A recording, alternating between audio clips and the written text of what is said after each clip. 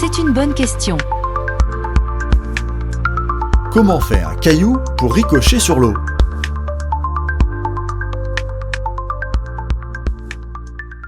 On l'a tous sûrement fait à la plage ou au bord d'une rivière, lancer un caillou bien plat pour le voir joyeusement rebondir à la surface de l'eau.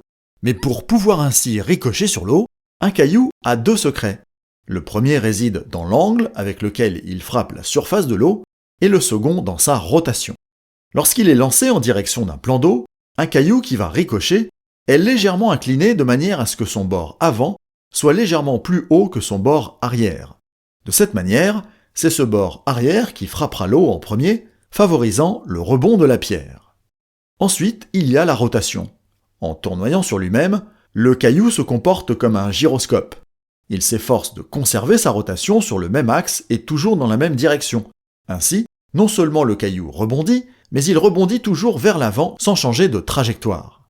Tant qu'elle tournoie, la pierre pourra continuer de ricocher à la surface de l'eau. Toutefois, chaque impact la fera ralentir jusqu'à ce qu'elle ne tourne plus assez rapidement et que, plouf, elle coule à pic. Une petite remarque pour terminer. En disant d'un caillou que son bord avant doit être légèrement plus haut que son bord arrière, cela signifie implicitement qu'il possède des bords. Par conséquent, plus la pierre est plate, plus elle va rebondir sur l'eau.